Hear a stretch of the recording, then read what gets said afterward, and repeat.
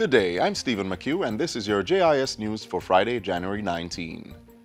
Prime Minister Andrew Holness is assuring that citizens' rights will be protected during the state of public emergency now in effect for St. James. Mr. Holness says that while the security forces have been given extraordinary powers, the crime-fighting measure is directed at the facilitators of crime and not law-abiding citizens. The Prime Minister says the operation may create some level of discomfort, but he's urging residents to cooperate with the security forces.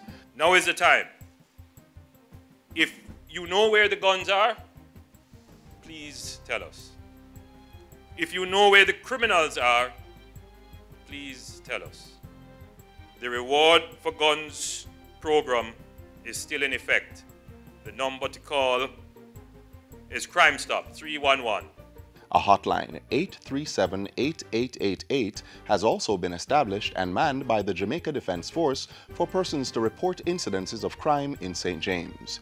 JDF Chief of Defense Staff, Major General Rocky Meade, says the troops have been refreshed in their training on human rights and how to engage with citizens. What you can expect is that all persons using all roads leading in and out of St. James may be subject to search, vehicle search and personal search. You may be asked for information to verify your identity. You may be asked to declare whether you have any offensive weapons or anything else to declare. And then you may be asked to facilitate a search.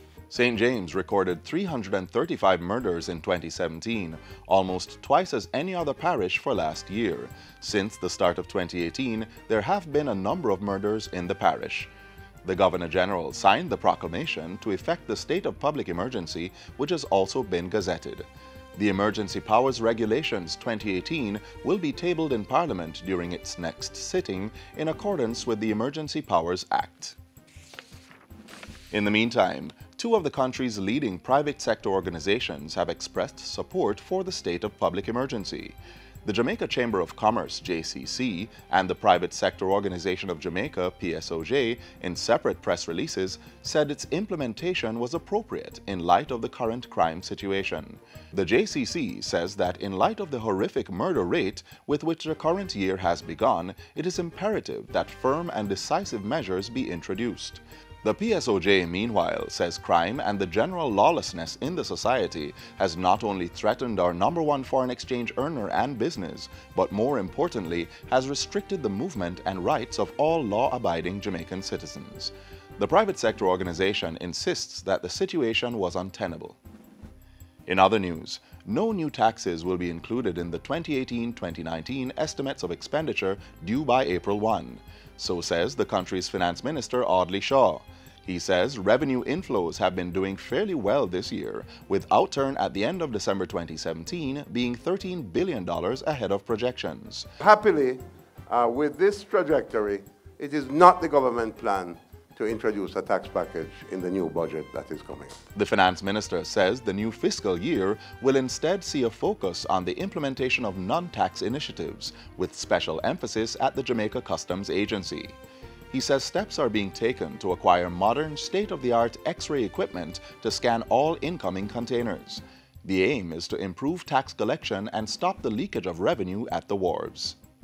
And we are going to X-ray every container 100%. Barrels, containers, everything coming in will be X-rayed 100%, because all I want is a fair system where everybody pays their duty. Minister Shaw was speaking at Mayberry Investments' monthly investor forum on Wednesday. The country continues to record growth in the business outsourcing sector.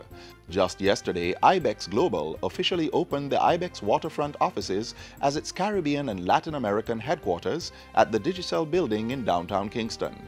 Minister without portfolio in the Ministry of Economic Growth and Job Creation, Daryl Vaz, has welcomed the move. He says it's in line with government's plan to make Kingston the premier place to do business. I'm happy that you have found a home here in Kingston. It signals your confidence in Jamaica and in our capital city. Minister Vaz says initiatives under the National Outsourcing Strategy aimed at doubling the employee count of the sector by 2020 are paying off, with high employment growth rate reaching 26,000 jobs. Last month, the DBJ committed $73 million in financing for 15 BPO projects with a projected 24,520 jobs. I'm indeed happy with the performance of the sector, but we are not resting on our laurels and are moving strategically to grow the sector, to provide even more jobs for Jamaicans. Industry and Commerce Minister Carl Samuda has called for the re-inspection of all scrap metal containers that were packed for export after December 21, 2017. He has also included brass as a restricted item under the existing regulations that govern the export of scrap metal. This announcement follows the theft of 5 metric tons of brass sugar mill bearings from the Worthy Park Sugar Factory in St. Catherine. The ministry says 74 brass sugar mill bearings, valued at $16.5 million, were stolen from the factory between December 22, 2017 and January 11, 2018. This is the second major theft of brass bearings from a sugar factory, as a similar incident occurred at Moneymusk in 2013.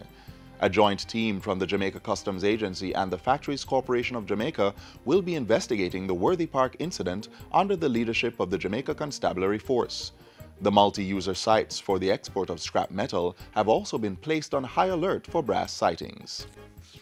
And finally, the Jamaica Social Investment Fund, JIS, has received an upgrade to its environmental management certification from ISO 14001-2004 to ISO 14001-2015. The upgraded certification from the International Organization for Standardization was awarded to JIS late 2017. The agency was first accredited in 2009 and is currently the only state entity in Jamaica and the wider Commonwealth Caribbean to have attained this level of environmental accreditation.